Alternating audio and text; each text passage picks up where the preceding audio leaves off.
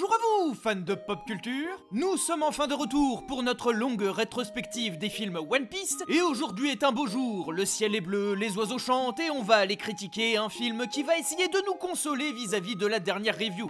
Laisse-moi tranquille. Et ça tombe très bien car le film sur lequel nous allons nous pencher est souvent cité comme l'un des meilleurs films dérivés One Piece. Vous en avez sans doute déjà entendu parler et c'est aujourd'hui notre tour de venir mettre notre pierre à l'édifice et autant dire qu'il va y avoir beaucoup de trucs à aborder. Donc installez-vous confortablement, nous allons parler du 6e film dérivé de One Piece, le Baron Omatsuri. C'est idiot de la sauver. Le monde se portera bien mieux une fois débarrassé de cette femme. Votre cher Nico Robin.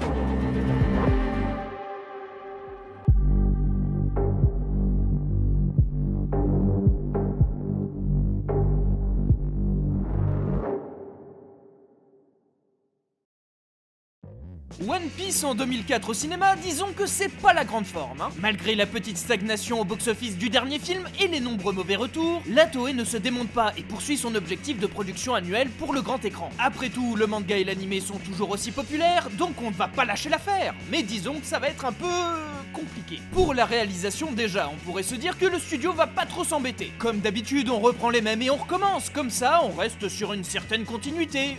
Oui mais non, vu que concernant Kazuhisa Takenouchi, le réalisateur du dernier film, on sait déjà qu'il ne sera pas disponible avant un bon moment. Surmenage oblige, et il est alors temps de lui trouver un remplaçant. Mais qui du coup? Kunosuke Uda, le réal du 4e film? Et non, ce dernier est encore occupé sur la série animée qui s'apprête à finir l'arc Île Céleste et gérer l'arc HS G8, donc c'est mort. Junji Shimizu alors, le réal des 3 premiers films? Non plus, vu qu'il est actuellement sur une autre licence de la Toei, Précure. Megumi Ishitani? Alors attendez, je check la loi du travail sur les enfants au Japon, ça dit quoi? Police. Miyazaki alors?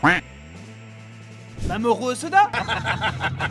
Non mais attends, oui, cela est peut-être étonnant pour certains amateurs de Japanimation qui suivent ça un peu de loin, mais en effet, avant d'être l'un des réalisateurs de films d'animation les plus reconnus dans le monde depuis les années 2010, Hosoda était un animateur employé de la Toei. En effet, commençant sa carrière dans les années 90, il est d'abord refusé par le prestigieux studio Ghibli, ce qui ne l'empêchera pas de travailler pour plusieurs autres studios en tant qu'animateur clé, et en particulier avec la Toei sur plusieurs productions à succès. Du genre travailleur, il arrive bien vite à monter les échelons en devenant storyboarder et réalisateur d'épisodes sur plusieurs animés. Avec son talent, il finit par attirer le regard de la productrice Hiromi Seki, avec qui il travaille sur la série animée Digimon. En effet, la réalisation de l'épisode 40 de la série l'a sacrément impressionné. En voyant ça, Hiromi Seki commence à lui confier plus de responsabilités, avec la réalisation des 2 premiers moyens-métrages dérivés de la série Digimon Adventure. Vous savez, les moyens-métrages collés avec les premiers films One Piece.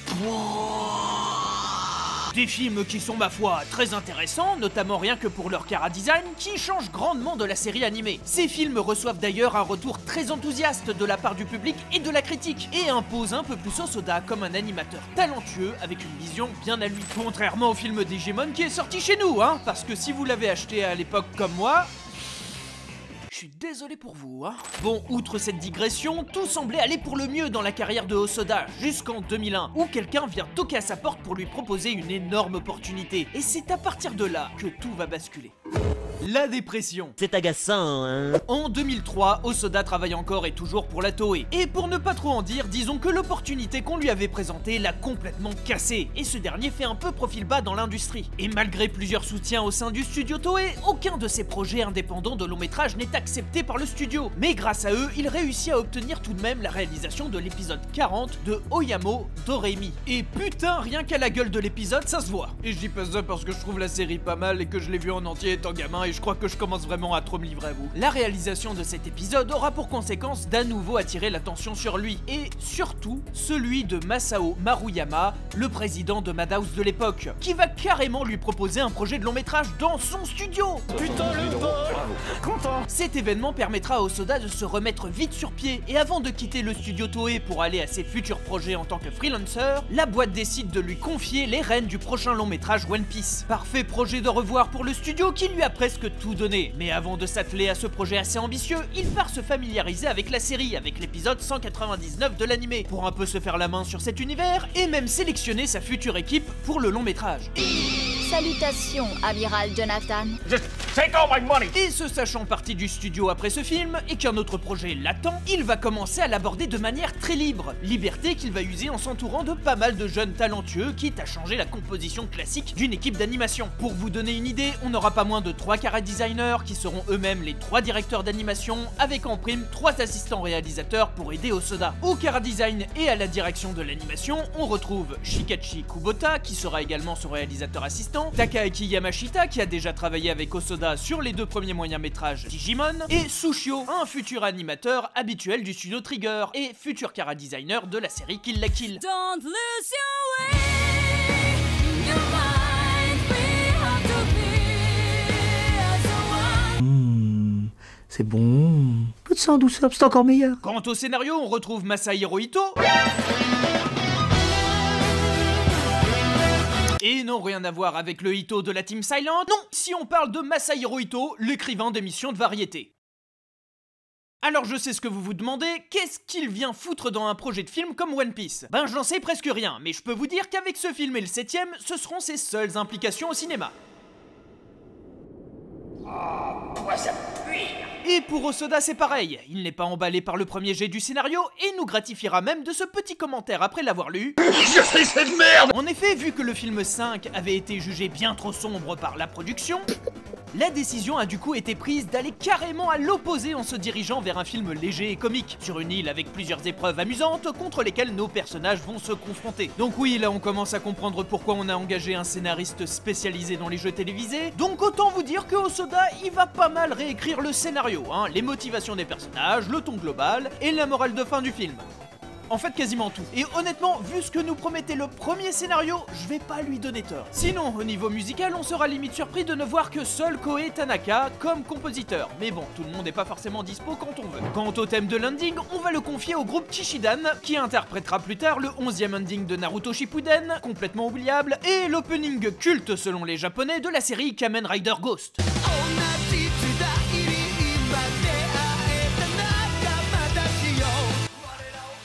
Ah ouais, la classe. Du côté du casting vocal, on retrouve comme précédemment certains comédiens professionnels ayant déjà ou qui travailleront plus tard sur la série animée. Juji Yanami,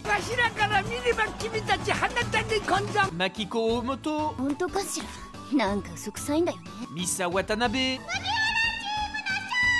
et surtout pour interpréter notre antagoniste, on a Akio Otsuka. Et putain, Akio Otsuka, pour vous donner une idée, c'est...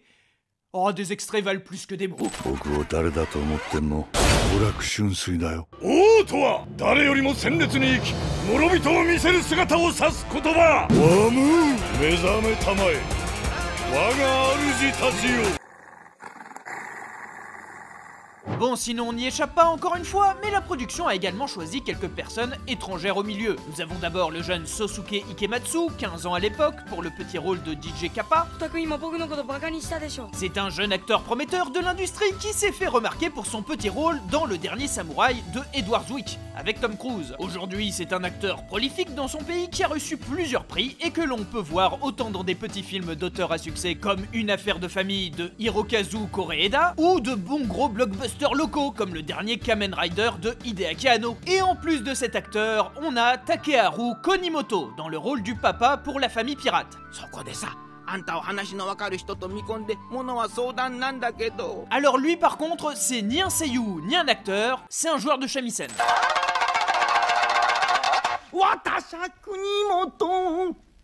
Ah ouais quand même.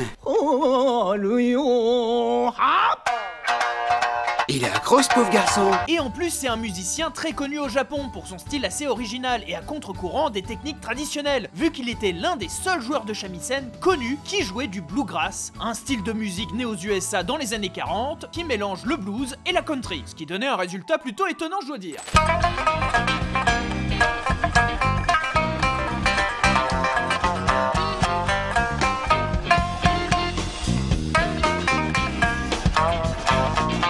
J'en découvre tous les jours avec ces vidéos. Et avant de commencer le résumé, bien sûr, petit point chronologique. Ici, on va être rapide. Le film peut se placer sans problème de cohérence entre l'arc Devi Backfight et Water 7. Et est-ce que quelque part, vous en avez encore quelque chose à foutre si ça se place ou non dans la chronologie de l'animé ou du manga? Faites-le moi savoir. Sur ce, finissons-en avec cette intro déjà trop longue. One Piece, le baron Omatsuri et l'île au secret, c'est parti! Donc, le film commence par... Je crois qu'on va arrêter de faire des commentaires sur ce truc à partir de maintenant. Donc, comme d'habitude, le film démarre sur notre équipage, qui chill tranquille sur le bateau, et ils entendent parler d'une île bien mystérieuse, l'île Omatsuri. L'île de la fête. C'est la première fois que j'en entends parler. Pour une fois! Une île qui promet monts et merveilles et qui pique l'intérêt de chaque membre d'équipage. Et excusez-moi, je suis sur le point de m'évanouir. Non mais je rêve là, j'hallucine. De la mise en scène, efficace en plus, et qui réussit à résumer l'exposition en moins de 40 secondes sur le pourquoi nos héros vont sur l'île. Mais ça dépasserait l'entendement.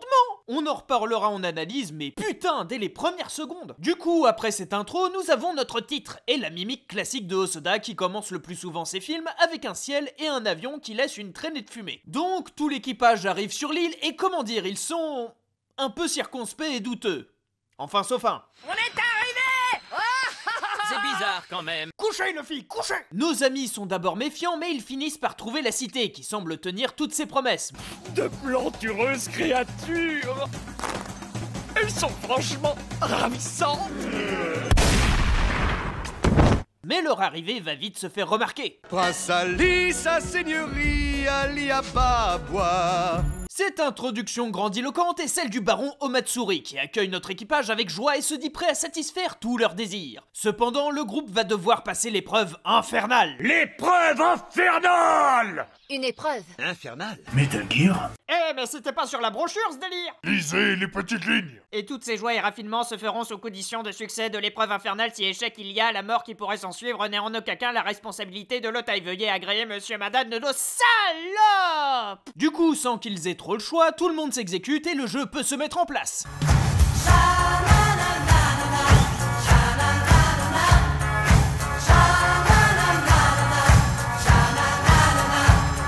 Ok, let's go. Bon allez oui, je suis en mode plaisantin, mais sans doute que cette épreuve infernale est un truc assez sérieux qui mettra en danger nos héros. Gagnant est celui qui parviendra à pêcher le plus de poissons rouges en 3 minutes chrono. Non, pas la pêche au poisson rouge. Attends, non, c'est à chier. Et Omatsuri choisit un de ses acolytes, Muchigoro, pour affronter nos héros, avec une entrée en scène qui sait construire de la tension.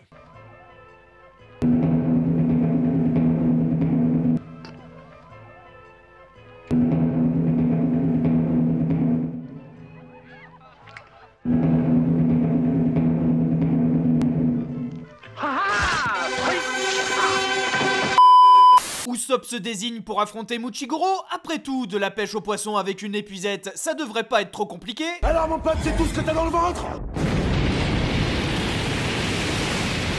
J'ai fait dans mon frac. Évidemment, l'épreuve est donc bien un traquenard et tout le monde décide de participer pour essayer de choper le gros poisson. Chacun utilise ses capacités au mieux et ils finissent bien sûr par remporter la victoire. Super, mais oh putain, le chopper tombe dans l'eau. Que quelqu'un vienne le récupérer. Et quelqu'un s'enfuit du démon si possible. Bon, Chopper est sauvé et le baron Omatsuri exige une revanche. Un peu malhonnête, mais bon. L'épreuve se déroulera dans une jungle luxuriante où nos amis se perdent un peu. Bah où est-ce qu'on est là? Je pense que c'est par là. Quoi? Non, moi je dirais par là. Super, allons à gauche. Omatsuri leur présente la nouvelle épreuve, une course de bateau en 4 équipes de 2, où le but sera de neutraliser tous ses concurrents avec des anneaux. Les participants à la course seront 4 vieux qui ne parlent qu'en rime. À nos yeux, vous n'êtes que des petits morveux. Soupollet colérique, cette jeune fille est une bourrique. C'est ma personnalité, j'en suis fière, et laissez tomber les alexandrins à la fin. Cette fille est bien colérique. Malgré tout, elle me donne la traite. Bref, la course commence et les chapeaux de paille envoient Nami et Usopp, bon duo, ils savent travailler en équipe, ainsi que Zoro et Sanji. Bon duo, on court à la catastrophe. Et pendant ce temps, le reste de l'équipage s'en va explorer l'île. Luffy poursuit un bien étrange individu qui... Laisse-moi tout d'abord me présenter. Je peux laisser l'image ou je censure? Non bon, l'apparence peut être trompeuse, cet homme s'appelle Brief, il est le capitaine de l'équipage des moustaches, et se dit être un résistant sur cette île. Donc bon, rien de bizarre. Mini moustache. Sinon la course, ça va? Ça a l'air d'aller. Robin, elle, de son côté, se relaxe tranquille et bourre la gueule de Muchigoro, qui lui apprend qu'une fleur très rare pousse sur cette île, la Lily Carnechaude. Dites donc, vous buvez de plus en plus? On ne voit pas tant ça et on n'en parle plus. Et sinon la course? Tout ce cirque a assez duré, tête de cactus. Pour une fois qu'on est d'accord, point d'interrogation. Ça c'est mes champions. Et enfin, Chopper, de son côté, explore l'île et tombe sur une étrange famille de pirates qui sont bloqués sur l'île et recherchés par les hommes du Baron, depuis que ces derniers ont échoué à la première épreuve. On est les pirates du foyer, une structure familiale, somme toute assez modeste. Le groupe apprend aux reines que l'île s'appelait à la base l'île de la fête, appartenant à l'équipage de Red Arrow. Et alors que Chopper commence à trouver étrange qu'une île de pirates cherche à attirer d'autres pirates, il se doute d'une autre chose bien intrigante. Mais là, je vois pas. Il doit pas se passer grand chose après, donc on va revenir sur les autres. Après moult difficultés, les chapeaux de paille gagnent la course et sont invités à une petite soirée. Et disons que l'ambiance est pas au beau fixe. Dans la chambre des secrets, Nami refuse de parler avec sa bestie Usopp. Et pour en plus le rendre jaloux, elle va venir draguer lourdement la tête de crapaud d'à côté. Comment Usopp va réagir à cela? Et pendant encore combien de temps Zoro et Sanji vont pouvoir cacher leur homosexualité sous-jacente? Tout ça se déroule dans la maison d'Omatsuri.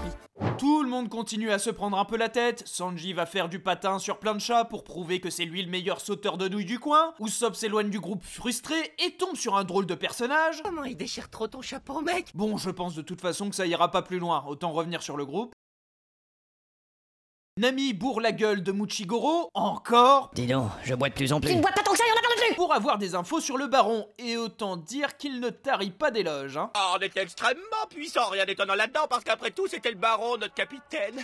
Je suis même persuadé qu'il est bien plus fort que ce Roger dont tout le monde parle. Celui qui a lancé le monde dans une grande vague de piraterie? Mais qu'est-ce que tu me racontes? J'ai croisé Gold Roger pas plus tard que l'autre jour, et il était bien vivant. Et wow, quand on suce, on le fait moins fort s'il te plaît, tu devrais aussi... Attends, t'as dit quoi? Et oui, pour Muchigoro, Roger est encore en vie, et il l'aurait croisé pas plus tard que l'autre jour. Oh, vous le sentez venir. Et Robin dans tout ça? Oh, elle est allée juste chercher la fleur dont elle a entendu parler. Tiens d'ailleurs, je me demande si elle l'a trouvée. Non! C'est impossible!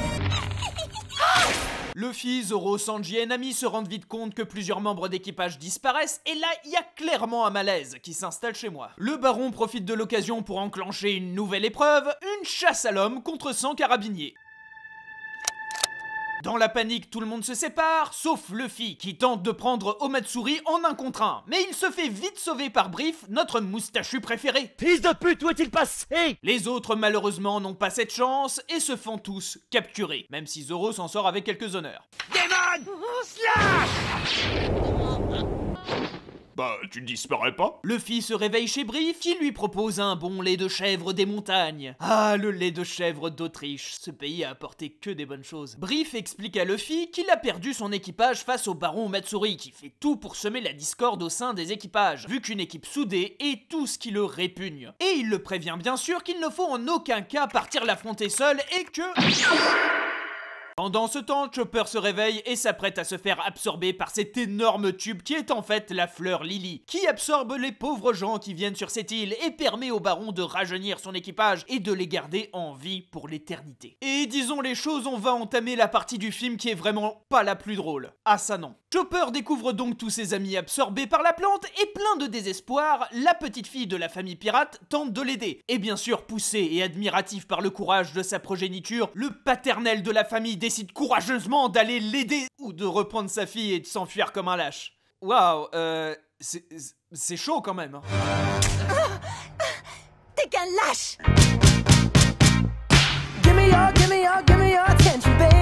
Tout Tout semble désespéré, mais Luffy est là. Et vous le voyez venir, le combat final. Notre héros va de nouveau sauver la mise au dernier moment et montrer à ce baron ce qu'est un vrai... Ta gueule! T'es ma pute!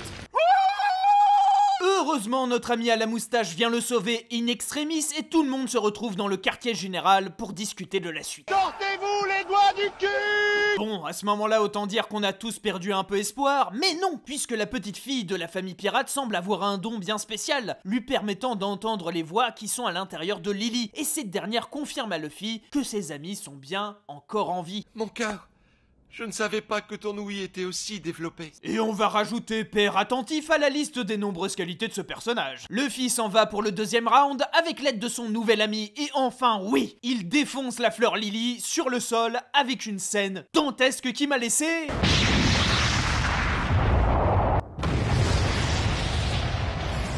bouche bée. Allez, c'est bon, je crois que le baron est enfin vaincu et les amis de Luffy vont être... Les voix ne proviennent plus du même endroit. Où sont mes amis? Ils sont juste là.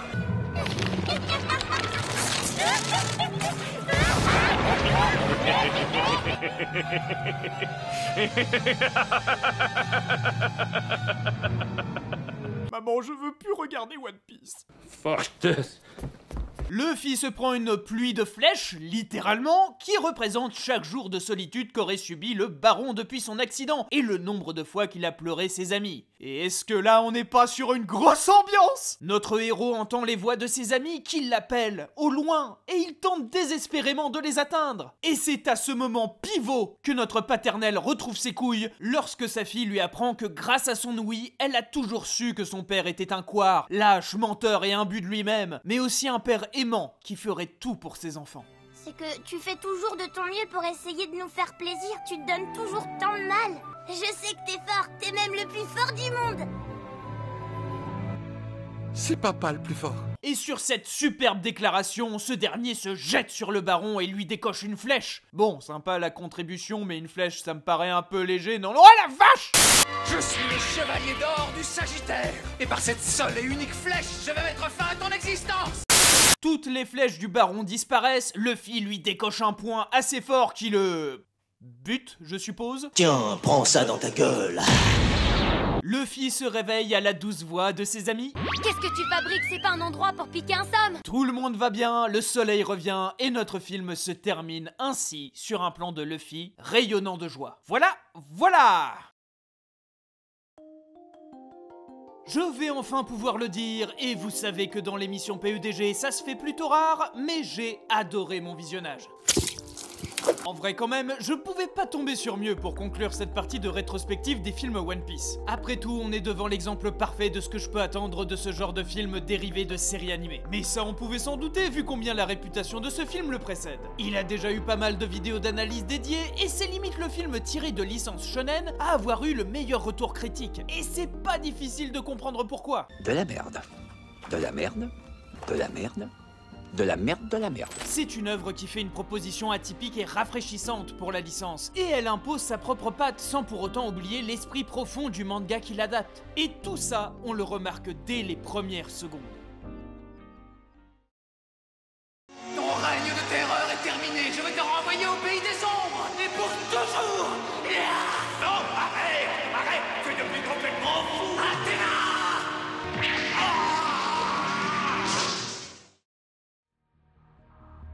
Je vais aborder ce qui saute aux yeux dès qu'on commence le film, c'est qu'il a une bien drôle de gueule comparé aux autres productions One Piece. Pas étonnant vu qui est derrière, me direz-vous, mais prenons un peu de recul sur le tout. Jusqu'alors, les 5 autres films One Piece ont été bien réalisés par 3 personnes différentes. Et pourtant, les designs et l'aspect général des films restaient extrêmement proches de la série animée. Ce qui peut s'expliquer par soit un manque de temps, de liberté artistique, ou même d'envie de trop se démarquer, car sans déconner, les films One Piece, tout le monde s'en bat un peu les couilles. Sauf moi. Mais ici, on est devant un film qui prend un parti pris radical. On sent que le film est passé sous le travail d'une toute nouvelle équipe, et bon Dieu que c'est dépaysant à voir. On est tellement habitué à ce qu'une série garde une apparence très proche du manga ou de l'anime de base, que des propositions artistiques aussi folles pour une adaptation, c'est aujourd'hui presque des anomalies. Alors que bon Dieu, quand un réal réadapte visuellement à sa sauce une œuvre existante, cela peut créer des œuvres vraiment conceptuellement intéressantes à analyser.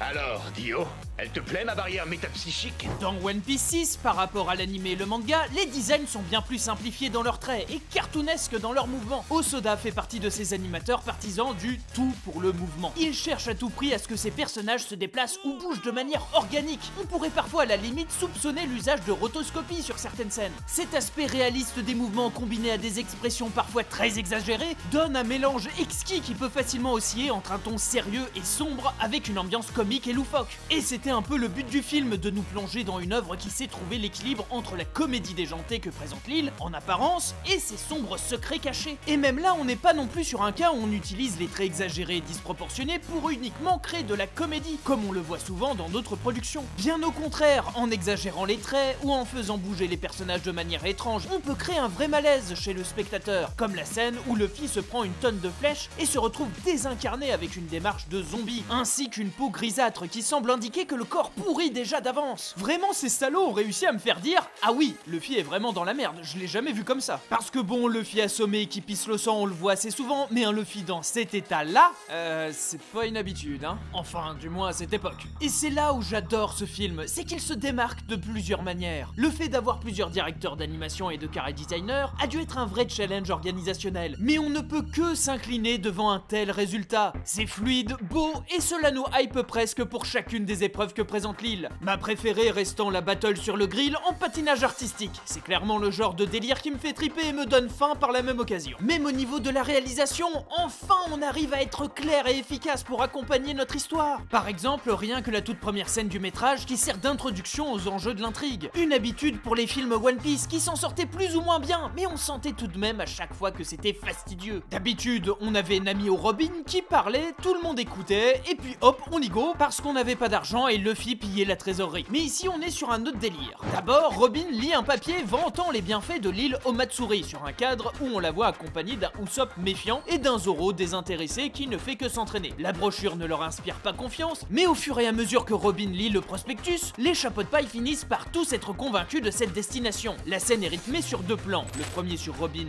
lisant la brochure sur le pont du bateau, et le deuxième plan sur chaque membre d'équipage qui entend un de leurs plaisirs personnels qui serait présent sur l'île. On parle d'un spa et des soins esthétiques. Oh, les spas, c'est le billet. Direct un cut sur Nami avec ses cartes en arrière-plan pour évoquer instinctivement son rôle de navigatrice. Et cut sur Nami qui rejoint le cadre de Robin. De jolies filles présentes sur l'île. Plantureuse. Plan sur un Sanji emballé avec ses ustensiles de cuisine pour montrer qu'il est le cuisinier de l'équipage. Et on cut de nouveau sur le même cadre avec cette fois Sanji qui le rejoint. Des mets exceptionnels seront proposés sur l'île. Des mets pas indélicats. Plan sur Chopper avec ses bouquins de médecine. Et vous voyez un peu comment marche tout le reste de la scène. C'est un traquenard, j'en suis certain. Alors, qu'est-ce qu'on dit, capitaine? Le seul qui ne répond pas à l'appel et n'est pas présent dans le cadre, c'est Luffy. C'est lui qui prend la décision finale d'y aller, vu que la brochure tire sur sa propre corde sensible à lui, son statut de pirate et d'aventurier. Et pourquoi? C'est simple. Parce qu'on est des pirates. Pirates. Et là déjà, je sais pas si vous vous rendez compte combien c'est balèze, car en moins de 2 minutes, on a déjà caractérisé presque tout l'équipage en alliant visuel, montage, cadre et narration. On présente ainsi nos héros comme si on ne les connaissait pas, car si pour certains ça semble inutile, je rappelle que ces films dérivés sont de possibles portes d'entrée pour de nouveaux lecteurs du manga ou spectateurs de l'animé. Donc il est primordial de cerner les personnages principaux de manière succincte, pour qu'on les comprenne même juste un petit peu mieux sur la suite, ce que faisaient rarement les autres films. Là déjà pour connaître nos héros, nous avons cette scène, mais aussi la toute première épreuve de l'île, qui montre un peu la dynamique du groupe sur un ton léger, tout en montrant un spectacle visuel. On voit les pouvoirs de chaque personnage et leur puissance, leur esprit d'équipe et leurs relations. L'épreuve varie entre scènes dantesques d'action et comédie sur 2 échelles de plan, qui donnent de parfaites transitions entre 2 actions des personnages. C'est ça que je trouve cool, les épreuves nous divertissent, mais servent aussi d'exposition. On finit par un peu cerner tout le monde, ainsi que leur interaction, et ça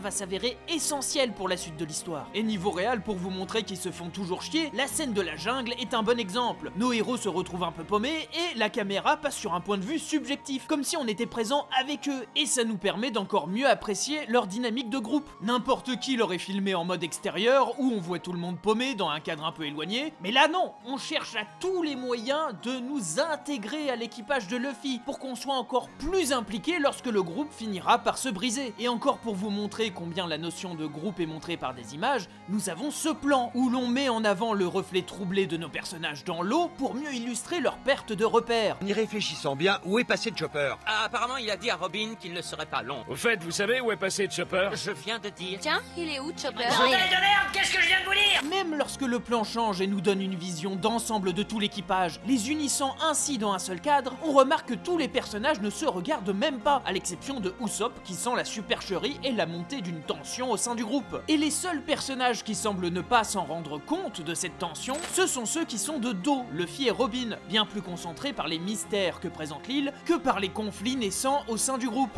La réalisation met un point d'honneur à montrer le plus souvent les événements sur deux fronts, que ce soit sur un seul plan, montrant deux événements se produisant en même temps sur une échelle de plans différents, pour un effet comique, une manigance, ou mieux suivre des oppositions sur une scène d'action, ou encore sur le montage, alternant entre deux intrigues, les événements légers des épreuves du baron face à l'enquête autour des secrets sombres de l'île. Cette vision, certes binaire, permet de créer un décalage entre l'apparence innocente de l'île et son horrible secret. Et c'est très bien illustré à la fin de la deuxième épreuve. L'équipage est séparé, ceux qui sont sur l'épreuve commencent à se déchirer malgré leur apparente victoire, illustrée par un feu d'artifice, et au même moment, Chopper se fait tirer dessus d'une flèche. C'est à partir de là que le film bascule de plus en plus dans la noirceur et qu'on sent que l'intrigue va changer de ton. On le remarque aussi dans l'apparence du baron et de sa petite fleur, un design typiquement One Piece avec un personnage au style un peu délirant et cette coupe de cheveux en forme de palmier, et une petite fleur mignonne en guise de perroquet. Donc voilà le PNJ ridicule typique d'une île de One Piece, puis boum, le final.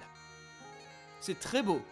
C'est flippant, mais très beau. D'ailleurs, on pourra aussi remarquer que le film se passant sur une seule journée, ses couleurs s'assombrissent au fur et à mesure que l'intrigue avance, s'alliant ainsi en parfaite osmose avec l'ambiance du métrage qui va de plus en plus vers le macabre. Le moment où Chopper se fait tirer dessus se déroule durant le crépuscule, indiquant bien que la fête est finie, et que les chapeaux de paille sont déjà dans le piège du baron. Le reste du métrage va se passer de nuit, les arrière-plans chatoyants de la jungle, laissant place à des fonds sombres, illustrant la perte de repères de nos protagonistes. La lumière ne reviendra que dans les souterrains de Monsieur Moustache qui donne de l'espoir à Luffy, ou à la fin du long métrage, lors de l'horreur d'un nouveau jour, où tout a fini par être réglé et où l'on peut profiter d'un ending bien mérité après un film assez avare en musique. Puisqu'en effet, One Piece et le Baron Omatsuri est un film qui compte énormément sur son ambiance sonore. Si la musique est un peu présente au début de l'aventure, avec des OST collant à l'atmosphère festive des épreuves,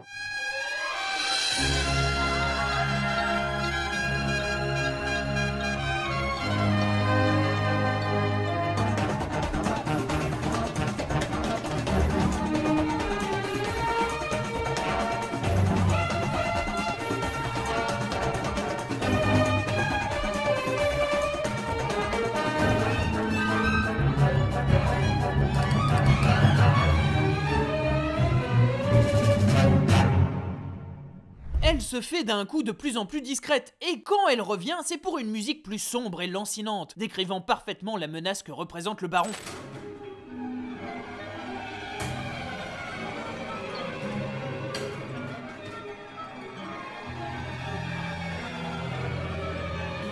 Mais ce qui me met par terre, c'est l'utilisation du silence. Au cinéma, le silence peut être utilisé pour plusieurs buts. Par exemple, on peut utiliser l'absence totale de son pour marquer un événement brutal, qui dénote du reste de l'œuvre, comme ici.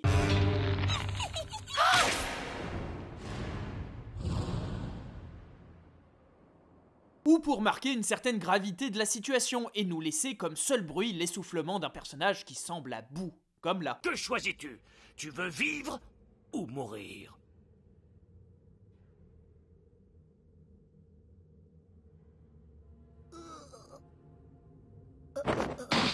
Pas de musique épique, ni dramatique, juste les bruits d'une défaite. Ou alors on peut même marquer un silence entre les personnages après une engueulade, ce qui donne un sentiment de gêne et rend la tension de l'équipage extrêmement palpable. 3 de nos amis ont disparu. Comment ça se fait que personne n'a rien remarqué? Arrête!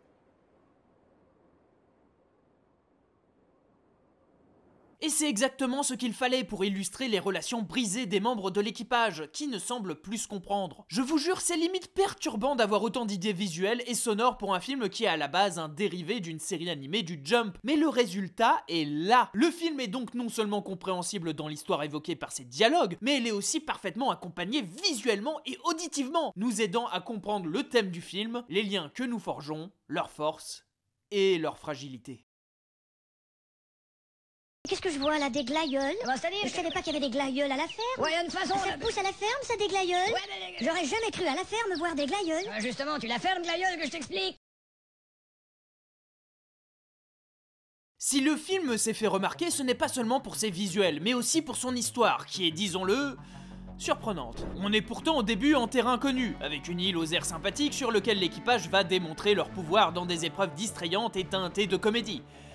Mais pourtant, malgré cette énergie bon enfant, on repère au fur et à mesure de l'intrigue que quelque chose ne va pas. Déjà, on est un peu intrigué par l'apparence des habitants de l'île, se montrant comme des sortes de dérivés de plantes, mais bon, ça encore, ça va, on est dans One Piece, les créatures bizarres, on a l'habitude. Mais on est ensuite interpellé par cette station balnéaire, certes gigantesque mais aussi complètement vide, comme le fait remarquer Chopper. Il y a aussi l'intrigant homme à la moustache qui met en garde Luffy sur le baron, les rires des vieux Kappa malgré leur défaite sur la deuxième épreuve, Usopp qui entreaperçoit un étrange objet sur la montagne de l'île, Robin qui apprend l'existence d'une fleur qui ne pousse que sur cette île. Tout est fait pour que chaque pièce du puzzle entourant le mystère de l'île soit découvert par un de nos personnages. Chopper apprend le passé du baron, Robin voit la vraie nature de la fleur Lily, Usopp est confronté au tempérament instable des habitants, et Nami découvre enfin leur notion faussée du temps. Et tous disparaissent au fur et à mesure qu'ils se rapprochent de la vérité. Et si tout le monde avait pu de nouveau se réunir pour mettre ensemble leurs découvertes en commun, le baron n'aurait eu aucune chance. Mais justement, l'objectif est là. Il faut séparer l'équipe par tous les moyens en faisant disparaître en premier les grosses têtes qui auraient pu calmer les tensions comme Robin et Chopper, et aussi la personne la plus consciente des soucis du groupe, ici Usopp. Mais malgré tout ça, il y a bien une personne qui aurait dû pouvoir arrêter cette machination.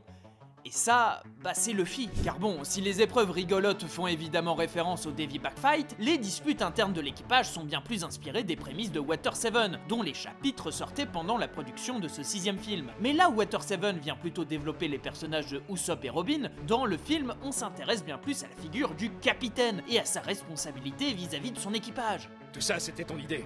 Calme-toi. C'est toi qui as voulu qu'on vienne sur cette île. En effet, en tant que capitaine, Luffy a le devoir de mener ses membres, mais aussi de les protéger de toute menace. Et il faut le dire, l'insouciance de Luffy devant les conflits montants au sein de son équipe et son manque d'initiative sont en partie responsables de la capture du groupe. Certes, il y a une sorte de pouvoir magique sur cette île qui exagère les traits négatifs des personnages, mais il n'en reste pas moins que Luffy a été sur le coup incapable de préserver son équipage et a réagi bien trop tard. Honnêtement, c'est un des films qui montre le plus Luffy en difficulté dans son rôle de leader et on le voit en payer lourdement les conséquences. Et disons-le, c'est un parti pris vraiment rafraîchissant qui permet de vraiment utiliser le personnage de la meilleure des manières. Contrairement aux autres films qui le traînaient presque comme un boulet vu combien il semblait bien trop fort moralement et physiquement face aux péripéties. Et c'est là où on voit que Hosoda a cerné les défauts de Luffy et va donc partir sur un thème plus général sur la figure du capitaine pirate. Ainsi, le film nous montre 4 capitaines qui gèrent chacun à leur manière leur relation avec leur propre équipage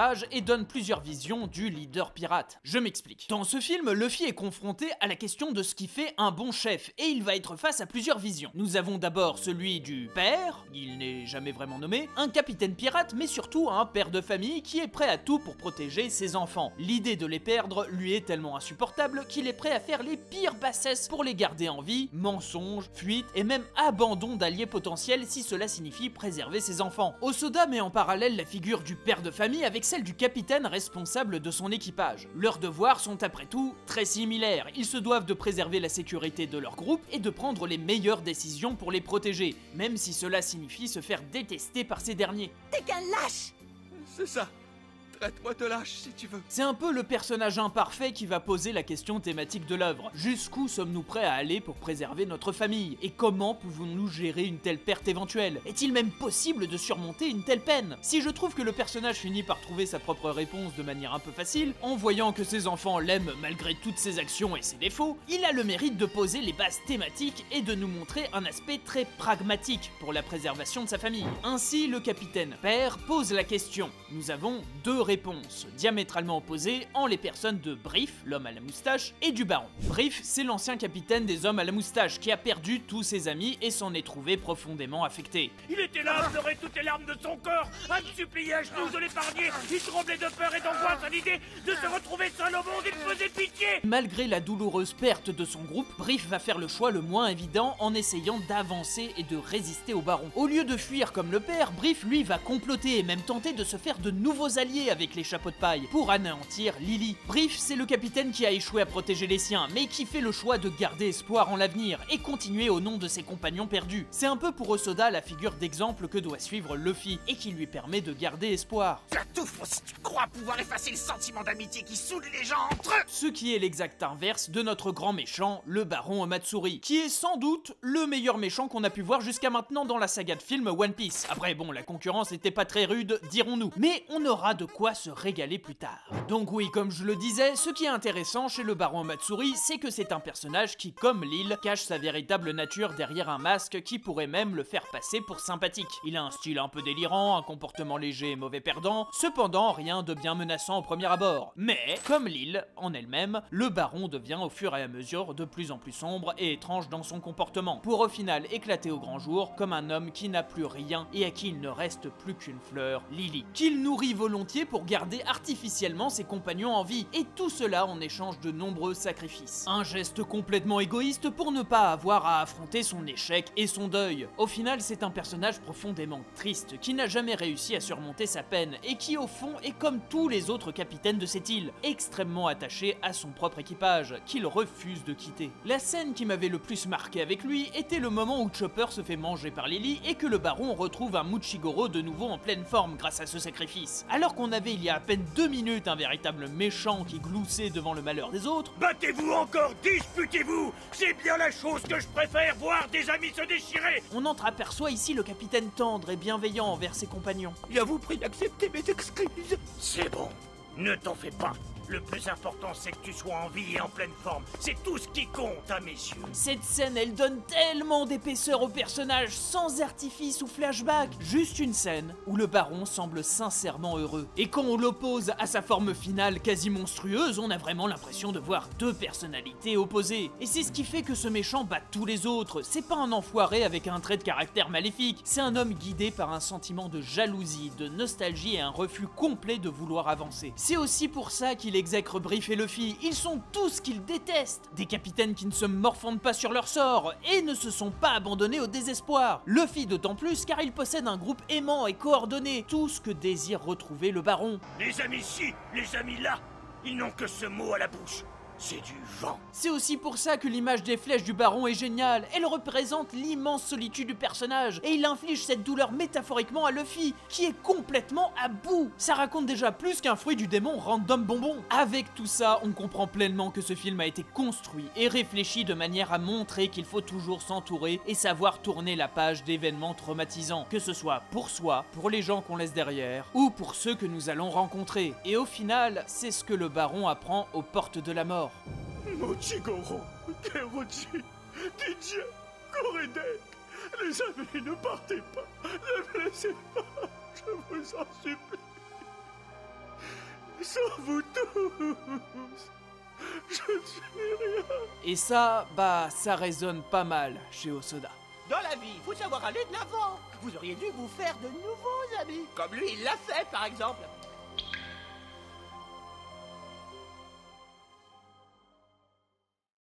Comme Noël, je m'en fous. Pâques, je m'en fous. Le Ramadan, je m'en fous. Vous êtes amoureux de vos fleurs, quoi? Non, même pas, je m'en fous. Même pas aussi. Bon, pour ce film, il va être bon de faire un parallèle avec la tête pensante du projet, Mamoru Osoda, car dans l'intro, je ne vous ai pas tout dit. Rappelez-vous, jusqu'en 2001, où quelqu'un vient toquer à sa porte pour lui proposer une énorme opportunité. Nous avions fait une petite ellipse temporelle sur la carrière de Osoda, qui avait résulté à une petite dépression de ce dernier, et à la limite une mise au banc dans l'industrie. Mais qu'est-ce qui a pu presque dégommer la carrière d'un des réalisateurs les plus prometteurs de l'animation japonaise ? En un seul mot, Ghibli. Oui, c'est comme ça que je le prononce, et non, je ne vais pas changer. Tu es ce que j'appelle une grosse feignasse. Si vous demandez quel genre de film est le baron Matsuri, la réponse serait qu'il est basé sur mon expérience chez Ghibli. Ghibli, si vous suivez cette chaîne, vous devez sans doute connaître. C'est l'un des studios d'animation les plus importants de l'archipel nippon, fondé en 1985 par Hayao Miyazaki et Isao Takahata. Un studio qui nous a pondu moult grands films qui ont marqué le cinéma d'animation et le monde et blablabla, vous le savez, déjà. Mais ce qui est le plus intéressant quand on discute de ce studio, je trouve, c'est qu'on parle rarement de sa plus grosse faille, sa grande dépendance à Miyazaki. Cela en arrive à tel point que la figure de Isao Takahata est presque oubliée, alors qu'il est lui-même cofondateur du studio, et il a réalisé d'excellents films pour la firme. Et ça, le président et producteur historique du studio, Toshio Suzuki, en était bien conscient. Vu que Miyazaki prend trop de place, il faut trouver des gens pour reprendre la main, histoire que le studio survive à son créateur. C'est dans cette optique qu'en 2001, lorsque Ghibli commence à se faire connaître à l'international avec l'immense succès de Princesse Mononoke, Suzuki décide de profiter de la nouvelle reconnaissance mondiale du studio pour accélérer sa productivité et trouver de nouvelles figures pour assurer l'avenir du studio. Ainsi, 2 projets étaient à réaliser, le Royaume du Chat qui sera confié à un animateur interne du studio et le Château ambulant qui va être proposé à Hosoda. Pour ce dernier, l'occasion était trop belle, le réalisateur saute sur l'occasion et accepte de discuter avec le président de Ghibli et le réalisateur Hayao Miyazaki pour proposer ses différentes idées et concepts pour le long métrage. Et disons que le dialogue va être difficile. Hosoda a certes des idées, mais il n'a aucune équipe, il est obligé d'aller lui-même quémander de l'aide à des animateurs, cependant la tâche ne sera pas aisée. En effet, son arrivée dans le studio est vue d'un mauvais œil par bon nombre d'employés Ghibli. Hosoda n'a réalisé que des moyens métrages et en plus pour un studio concurrent, et cela crée forcément quelques jalousies au sein du groupe. Ils ont le seum. Ajoutez à cela la difficulté d'imposer ses idées face à un Miyazaki intransigeant, On bat les couilles, frère. et l'impossibilité d'avoir des animateurs vétérans du studio qui préféreront tous aller travailler avec Miyazaki sur Chihiro. À ce moment-là, on peut dire qu'on a le cocktail parfait pour avoir une collaboration faite dans la douleur et les larmes. Et cette situation compliquée va presque durer 2 ans, et disons-le, ça va être très désagréable pour Miyazaki et Hosoda. Hosoda se retrouve partagé entre mettre ses idées propres dans le projet et ses obligations à essayer de satisfaire les exigences de Miyazaki. Et du côté de ce dernier, s'il ne renie pas le talent du bonhomme, il a tout de même beaucoup de mal à s'accorder avec lui sur sa vision du château ambulant. De plus, la réputation de Hosoda en tant que futur Miyazaki commence à tourner dans les journaux qui le savent sur le projet, et cela a dû exaspérer une bonne partie des équipes, et même Miyazaki lui-même, qui n'a jamais aimé ce terme ni l'idée d'avoir un successeur. Enfin, jamais. Depuis Yoshifumi Kondo, quoi. Yoshifumi Kondo, si vous ne connaissez pas, c'est le réalisateur du film Ghibli Si tu tends l'oreille de 1995. C'était lui, à la base, la personne désignée par les fondateurs du studio pour prendre la relève, mais il mourut des suites d'une maladie, 1 an après la sortie de son tout premier film. Cet événement a pas mal marqué le studio et Miyazaki au passage, qui n'a jamais tenté directement de former un autre successeur depuis. Avec tous ces éléments en tête, on comprend vite pourquoi Hosoda a fini par quitter le projet et revenir chez Toei, lessivé et déprimé. Il porte encore l'espoir de pouvoir proposer ses propres idées de long métrage au studio Toei, mais sa mauvaise expérience chez Ghibli va ternir sa réputation dans l'industrie et aucun de ses projets n'arrive à aboutir. Et pour ajouter plus de fun, sa mère tombe gravement malade au même moment et il était à 2 doigts d'arrêter complètement sa carrière. Où sont les toilettes, s'il vous plaît? Donc oui, vous pensez bien qu'il est revenu de cette expérience assez amère. Et la réalisation de ce film One Piece est pour lui un véritable exutoire pour toutes ses frustrations contre le studio Ghibli. Et les parallèles et preuves sont faciles à démontrer. Une île qui vend monts et merveilles, attirant des équipages naïfs pour au final se faire entuber dans des jeux inégaux. Ouais, difficile de pas voir une allégorie de l'expérience de Hosoda chez Ghibli. Mais contrairement à ce qu'on pourrait penser, le baron n'est pas une représentation de Miyazaki ou d'une quelconque tête du studio. Le baron Matsuri est le réalisateur brisé qui n'arrive pas à s'en remettre et qui ne cesse de penser aux membres de son équipe qui sont partis. C'est pourquoi, dans un sens, l'état du baron reflète le mien. J'ai une sorte de résignation presque pathétique au fait que je ne peux pas continuer à avancer sans de nouveaux compagnons. Pour Hosoda, le baron représente la personne qu'il aurait pu être s'il n'avait pas réussi à rebondir après One Piece. Un être toujours rattaché au compagnon qu'il a perdu et qui refuse d'avancer après une telle perte. Une chose qu'il n'arrive plus à concevoir, cherchant aujourd'hui toujours à se trouver de nouvelles personnes avec qui travailler. Et c'est ce qui va nous amener à l'une de ses opinions les plus controversées sur sa vision de One Piece. Pour lui, Luffy serait le genre de héros qui doit toujours avancer pour poursuivre son objectif. Et si ce dernier venait à perdre ses amis, rien ne l'empêcherait d'en trouver d'autres pour accomplir son rêve de roi des pirates. Une opinion qui me paraît quand même très pragmatique et assez éloignée de ce que Oda développera dans son manga One Piece plus tard.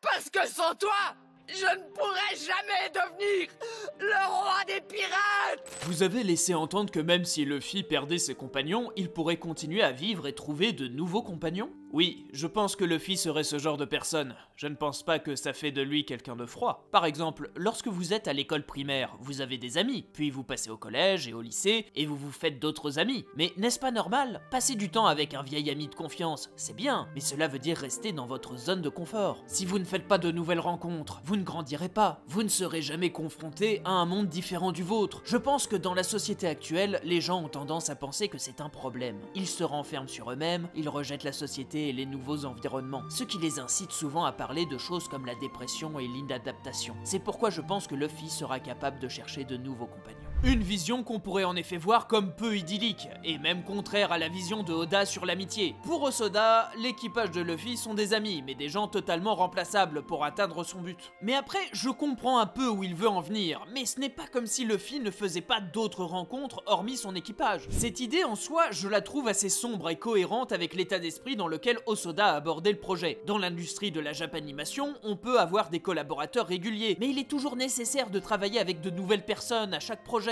D'où cette vision très centrée sur les nouvelles rencontres de Osoda. Et quelque part, il a raison si on prend son expérience. Il commencera à vraiment s'épanouir en tant qu'artiste en faisant des projets ailleurs que chez la Toei. Cependant, il est tout de même amusant de remarquer que si Osoda voit l'amitié comme remplaçable et éphémère, il semble avoir une opinion totalement inverse en ce qui concerne les relations familiales, qu'il voit presque comme indéfectibles et sacrées. C'est d'ailleurs peut-être pour ça que le seul capitaine des 4 qui n'a pas eu à perdre même temporairement son équipage, c'est celui du père. Car oui, on peut le remarquer sur le reste de la filmographie de Osoda, c'est un homme qui donne à la famille de sang ou d'adoption une importance extrême à l'évolution de ses personnages. Mais après, attention, c'est loin d'être une critique ou même un désaccord complet sur sa vision, car si je peux être d'accord qu'il faut savoir tisser de nouvelles relations pour évoluer en tant qu'être humain, je ne suis par contre pas d'avis que tout ami ou connaissance est remplaçable. Et c'est un peu le cas du Luffy de Oda qui voit son équipage comme une famille irremplaçable, dont chaque membre a son importance pour l'accomplissement de son rêve. Mais encore une fois, ce n'est pas un reproche sur le fond. Osoda a fait un vrai travail d'adaptation, s'appropriant pour lui ce qu'il a compris d'un univers existant, et il lui a donné sa propre vision en utilisant ses obsessions personnelles et sentiments du moment. Ainsi, il nous a pondu une véritable œuvre cinématographique à part dans la saga de films One Piece, et même dans sa propre filmographie. Et c'est avec ça que le film se retrouve à être l'une des adaptations les plus fascinantes à analyser et le porte-étendard de ce que je défends dans PEDG. Et avec autant de couches de lecture et une forme qui envoie du pâté, sans doute que le public a été au rendez-vous. Hein? Est-ce que les gens, ils s'en foutent en fait? Non mais moi je pense qu'ils s'en foutent, bah regarde où on en est là. Putain, c'est vraiment fait niquer quoi. Bon, oui, le fric dans tout ça, hein? Me laissez pas tomber, il a bien marché celui-là, hein? Dites-moi la vérité! Après tout, quand un film sait se montrer aussi généreux dans ses partis pris, ça risque pas de froisser une partie du public, n'est-ce pas? Regarde, on peut repérer exactement la seconde où son cœur se déchire en deux. Qu'est-ce que vous voulez que je vous dise? Comme on l'a vu précédemment, avec One Piece 5, les films One Piece commencent à décliner niveau visibilité au cinéma. Mais ils réussissent tout de même à rester sur des chiffres assez stables en dépassant à chaque fois le milliard. La Toei avait un peu serré les fesses en confiant ce projet à Osoda, qui a fait un peu ce qu'il voulait, vu qu'il avait déjà une place garantie ailleurs. Mais au final, malgré la baisse, le film reste rentable. Mais pour la Toei, ça commence sérieusement à sentir le fion. Nous sommes en 2005 et de nouvelles licences Neketsu commencent à émerger en manga et animé. Mais est-ce vraiment la raison pour laquelle le film a moins bien marché au box-office? Serait-ce une lassitude du public vis-à-vis de la licence en ce moment? Eh bien, il semble que non. Déjà, le manga se vend toujours très bien et reste en tête du classement des mangas les plus vendus, malgré quelques accrochages avec Nana et Death Note. Et de plus, l'anime entame un des meilleurs arcs de la série avec Water 7. Donc ce semi-échec serait dû à une concurrence trop rude à ce moment-là? Et bah là... je sais pas trop, peut-être que oui, car 2 mastodontes d'animation japonaise viendront un peu laver le cul de One Piece pendant ces 2 mois d'exploitation, comme le château ambulant de Miyazaki, oh les bâtards, qui continue à rassembler les foules même 4 mois après sa sortie, et qui même en fin de parcours lui mettra une vitesse sur le mois de mars. Ensuite, pour le mois d'avril, nous avions le 9e film Détective Conan, et il va bien plus amasser la foule que le film One Piece. Mais bon, après, ce sont des concurrents habituels pour le cinéma d'animation japonais. Alors certes, la sortie d'un Ghibli ou même un autre film dérivé de licence culte, ça réduit un peu la fenêtre d'attention des gens, mais c'est pas forcément valable pour un film One Piece, qui est déjà à ce moment-là une marque bien vendeur à lui seul. Donc pour moi, le problème ne vient pas forcément que de là. Puis bon, ça c'est aussi cadeau, on vit dans un monde où le Fils du Masque a été plus rentable au Japon que One Piece au cinéma. Don't you just love Halloween? Y a pas de quoi. Devrait-on alors blâmer une communication marketing hasardeuse de la part de la Toei? Bah là aussi c'est dur à dire, vu que les sources de l'époque sont plutôt vagues et difficilement trouvables de nos jours. Mais on peut déjà remarquer que le studio fonctionne souvent de la même manière. Pour annoncer leur production en grande pompe, on fait une énorme conférence avec quelques trailers, puis basta. Donc clairement il ne semble pas y avoir eu un quelconque changement dans leur communication. Non, vraiment, la réponse me semble déjà être la plus évidente. Le Baron Omatsuri est une œuvre trop atypique. Les films 1-5 étaient extrêmement classiques dans leur forme, et même leur fond répondait à des arcs du manga. Et ça, j'ai beau m'en plaindre en vidéo avec de grosses guillemets, cela reste un cadre réconfortant pour les fans et le public lambda. Avec des productions aussi manufacturées ne laissant même pas la place pour des visions divergentes, on a des films qui se condamnent à être au mieux bons sans plus, au pire de la grosse merde oubliable. Ça, je vous le dis très souvent. Changer de direction et proposer un parti pris artistique radical, ça permet de se démarquer et d'être plus libre par rapport à son support de base, certes, mais c'est aussi le risque de décevoir les fans et de mettre en péril la licence. Ce qui arrive, je crois, à d'autres sagas de films pas très connus, mais enfin bon. Et puis en vrai, si je devais être honnête, on pourrait aussi blâmer l'animé. Parce que oui, dans le manga on est dans du lourd, mais l'animé, comme je l'ai dit, entame son arc Water 7. Après la sortie du film, car c'était obligé, l'animé allait rattraper le manga, et depuis fin 2004, on s'est tapé un sacré paquet de fillers. La majorité de ces petits arcs étaient vraiment pas ouf, et là on peut avoir aussi comme explication que le public en avait juste peut-être plein le cul de ces histoires annexes, et donc le film One Piece 6 a été catégorisé ainsi, un filler à la con qui n'a aucune importance. Mais après c'est peut-être juste des excuses, et pour moi l'explication du film atypique et sombre, pas au goût de tout le monde, me semble être la thèse la plus probable de ce semi-échec. Semi-échec avec de grosses guillemets, hein. Mais en vrai, quelle importance? Pour Hosoda, il a pu faire le film qu'il désirait avec les gens qu'il voulait. Et si le film n'a pas si bien marché au box-office du moment, il est indéniable qu'il a fini par devenir culte plus tard, avec une sacrée communauté de fans qui le recommandent comme un must-watch dans l'univers de One Piece. Et est-ce qu'au fond, c'est pas ça le plus important? Oh chérie, vous m'aimez, chérie. Ah, ah, ah,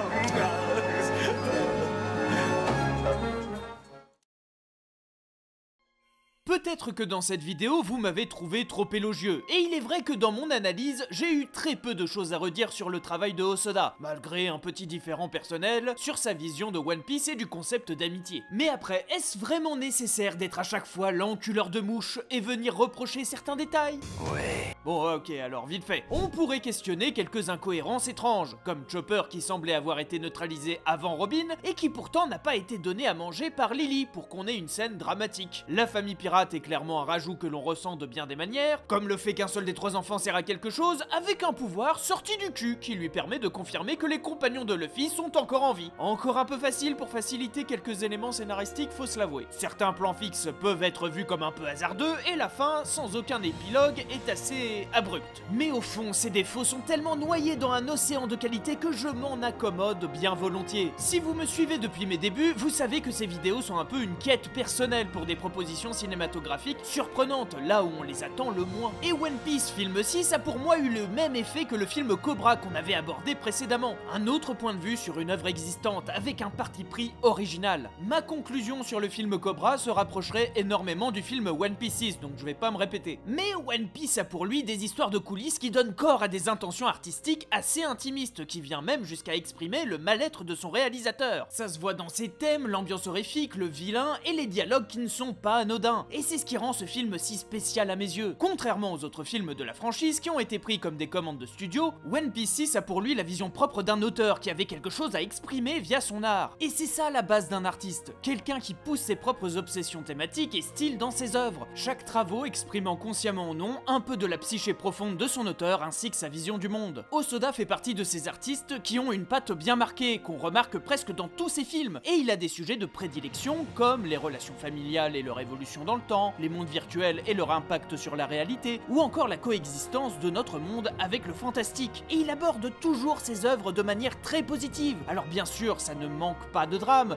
ou de moments tristes, mais je ne vois pas du tout la même aura que j'ai vue dans son film One Piece. Comme si ce dernier avait été guidé par une émotion temporaire avec lequel il ne se sent plus le besoin de l'aborder dans ses autres œuvres. Donc si on prend en compte ce fait, le 6e film dérivé One Piece rentre complètement dans la définition d'un film d'auteur. Et du coup, voir Hosoda exprimer un mal-être dans son film, ça me rappelle des exemples assez prestigieux, comme Lars von Trier dans Antichrist, qui exprime la dépression de son réalisateur, comme presque tous ses films d'ailleurs. Ce sera toujours comme ça, toujours.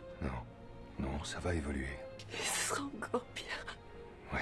Ou 8,5 de Fellini, qui aborde le manque d'inspiration de ce dernier à un moment de sa carrière où il se sent stagné. Je me retrouve avec une tête pleine de confusion. Je voulais faire un film honnête, sans mensonge, sans tricherie. À quel moment je me suis trompé de route?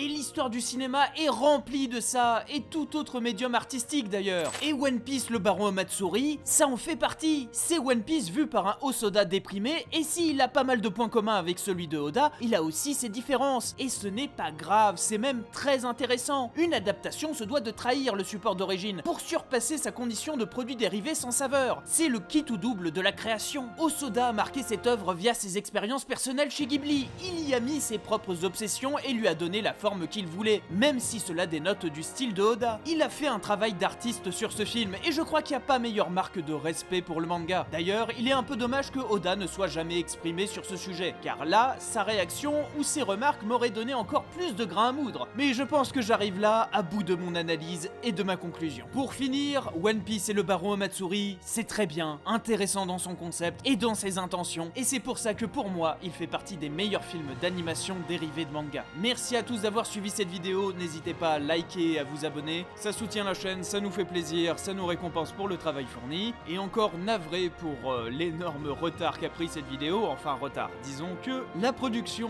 a été assez longue et laborieuse, mais ne vous inquiétez pas, je compte revenir très vite avec une vidéo mise au point pour mettre un peu le tout à plat et vous dire un peu ce qui va se passer sur cette chaîne. En attendant, je vous enjoins à me donner vos avis sur ce film, êtes-vous d'accord ou non avec ma critique? Je vous laisse le soin de me le dire. Et jusque là, je vous le dis encore, à bientôt tout le monde!